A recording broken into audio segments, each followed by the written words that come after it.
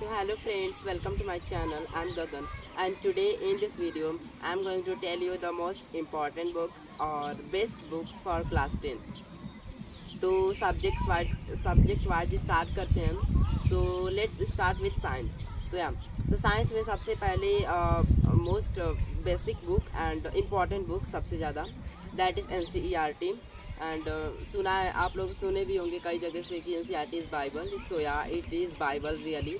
And CBSE में 90 to 95 100% question तो NCERT से ही आते हैं. लेकिन बस ये है कि अब थोड़ा पेपर्स एडवांस हो चुके हैं CBSE बोर्ड के. मतलब केस बेस्ड क्वेश्चन एंड कुछ मतलब जिसमें कॉन्सेप्ट का डीप नॉलेज होना बहुत इंपॉर्टेंट है.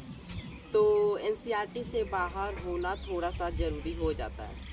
तो इसके लिए मैं रिकमेंड करूँगा कि आप लोग एसचंद का पढ़ें. एसचंद पब्लिकेशन का बुक बहुत अच्छा आता है. तीनों फिजिक्स, केमिस्ट्री एंड मैथ्स का तीनों अलग अलग मैंने भी यूज़ करी थी क्लास 10th में. तो साइंस के लिए NCERT प्लस एसचंद का book is the best. And उसमें मतलब कि theory is given in very basic language. बहुत आसान भाषा में है एसचंद बुक में. और सफिशिएंट नंबर क्वेश्चंस तो इतने दिए गए हैं कि आप लोग मतलब आई डोंट थिंक वो इतना सॉल्व कर पाएगा उतना ज़्यादा. तो सफिशिएंट नंबर ऑफ क्वेश्चंस हैं.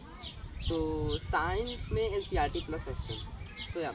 सो लेट्स मूव टू मैथ्स. तो मैथ्स के लिए अगेन वही बुक NCERT सबसे पहले प्रीफर करनी है. देन आप लोग मतलब मैथ्स में दो पेपर्स हैं, जैसे बेसिक कोई लेता है या फिर स्टैंडर्ड. तो स्टैंडर्ड के लिए तो स्पेशली कि NCERT से ऊपर उठना ही पड़ेगा. और बेसिक के लिए अब तो उठना ही ज़रूरी हो चुका है क्योंकि अब पेपर्स कुछ उतना इजी नहीं आ रहे हैं. मतलब उतना भी क्या, अब इजी थोड़ी आ रहा है. तो मैं रिकमेंड करूँगा कि RS अग्रवाल का बुक, क्योंकि वो बहुत अच्छा बुक है. मतलब कि बहुत लोगों में कन्फ्यूज़न होता है कि RD शर्मा ले कि RS अग्रवाल ले. तो आई विल रिकमेंड कि RS अग्रवाल ले. सबसे पहला बेनिफिट ये है कि उसमें पूरे अभी तक के प्रीवियस ईयर क्वेश्चन पूरे होते हैं एकदम, अभी तक जितने भी आए हैं. और ऊपर से सफिशिएंट नंबर ऑफ एग्जाम्पल्स होते हैं. देन उसके बाद से क्वेश्चन होते हैं. तो अगर पूरा नहीं करना चाहते हैं, टाइम नहीं है, तो केवल जो प्रीवियस ईयर क्वेश्चन है उसको करें और प्लस NCERT तो पूरा करना ही. और RD शर्मा की बात करें तो वो कुछ ज़्यादा ही एक्स्ट्रा बुक है, मोटी बुक है, जो क्लास 10 से भी बाहर का कुछ दिया है, बहुत कुछ बाहर का दिया है, जो पूरा भी नहीं हो पाता है और बच्चे बाद में रिग्रेट करते हैं.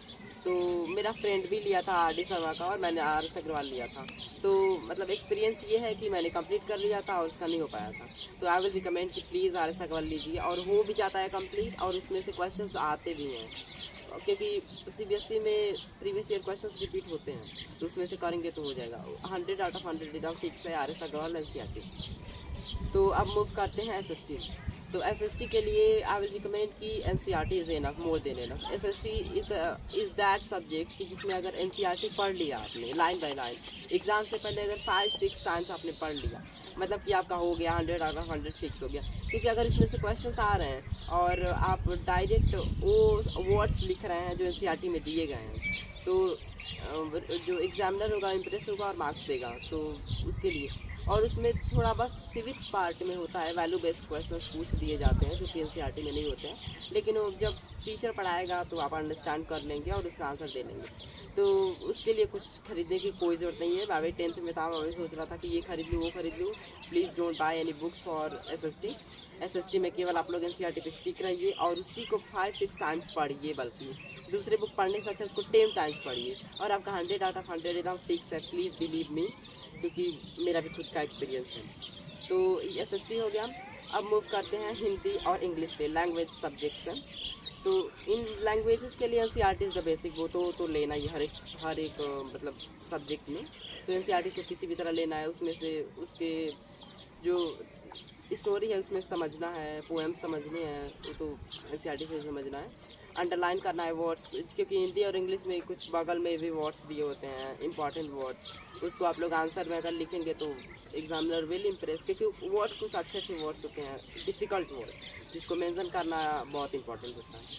तो हिंदी और इंग्लिश के लिए NCERT लेना है.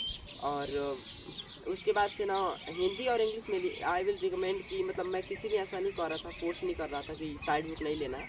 लेकिन हिंदी एंड इंग्लिश में आई विल रिकमेंड कि आप लोग कोई रेफरेंस बुक ज़रूर लें, क्योंकि ना उसमें कुछ क्वेश्चंस आते हैं जो कि हम लोग को ऐसे अच्छे से नहीं लिख पाएंगे। स्टोरी पता होगी लेकिन अच्छे से वर्ड्स हम लोग नहीं लिख पाते हैं उसमें, क्योंकि हिंदी में भी कुछ ऐसे वर्ड्स होते हैं और इंग्लिश में भी कुछ अच्छे से वर्ड्स, सिनोनिम्स, एंटोनिम्स जो पता होना चाहिए ताकि एग्जाम में इम्प्रेस हो। और उसमें रीडिंग कॉम्प्रिहेंशन जो आता है इंग्लिश में वो तो कुछ ज़्यादा ही डिफ़िकल्ट लेवल अब तो आ गया है, क्योंकि खुद मेरे 10th में आया था, तो उसके लिए अच्छे से वर्ड्स पता होना इम्पोर्टेंट है। तो आई विल से कि कोई रेफरेंस बुक लीजिए, जैसे ऑल इन वन हो गया and exam idea. I am not sure क्योंकि मैंने परचेज़ नहीं किया था, लेकिन आई विल सजेस्ट कि ज़रूर लें, उससे बहुत हेल्प मिलती है। और उसको पढ़ने का तरीका ये है कि स्टोरी समझ लिया NCERT बुक से, टीचर समझा दिया, इंपॉर्टेंट वर्ड्स को अंडरलाइन कर लिया, 2-3 बार पढ़ ली स्टोरी, सब कुछ क्रिस्टल क्लियर हो गया। देन आप लोग रेफरेंस बुक खोलिए और उसमें जो क्वेश्चन आंसर दिए हुए हैं उसको पढ़िए। आई एम नॉट सेइंग लिख के प्रैक्टिस कीजिए, पहले पढ़िए, कम से कम 10-12 क्वेश्चन एक चैप्टर के पढ़िए। देन आपको ना उसमें बहुत अच्छे से वर्ड्स मिलते हैं और स्टोरी की भी क्लैरिटी होती है, क्योंकि कुछ ऐसे क्वेश्चन होते हैं ना जो आप सोचेंगे इसमें मैं क्या लिखूँ, और इसमें वो प्रीवियस ईयर क्वेश्चन होते हैं, अगर हैं तो पढ़ना इंपॉर्टेंट हो जाता है। और इसको अगर आप लोग पढ़ेंगे तो बहुत अच्छे से वर्ड्स मिलेंगे और आपका दिमाग खुल जाएगा कि अगर ऐसा क्वेश्चन आएगा तो मैं क्या लिखूँ। और अगर आप उसके बाद से क्वेश्चन प्रैक्टिस करते हैं लिख के, तब बहुत फ़ायदा होने वाला है। मतलब पहले पढ़ लिया बहुत सारा क्वेश्चन, देन आपको दिमाग में एकदम क्रिस्टल क्लियर हो गया, आपने पढ़ लिया तो अब समझ गए कि कैसे कैसे आंसर देना है, तब लिख के प्रैक्टिस कीजिए। और या this is the key to success in Hindi and English. So मैंने मतलब मेरे ये 5 सब्जेक्ट्स थे और मेरा एक्सपीरियंस था, तो मैं आई एम टेलिंग दिस। और बाकी IT वगैरह के लिए अगर कोई मतलब आप लोग के पास है सब्जेक्ट, मेरे पास नहीं थे, तो उसके लिए तो कुछ NCERT में ही प्रीफर किया जाता है, कुछ शायद book, I am not sure. तो okay, thank you so much for watching this video. Till then take care, bye bye.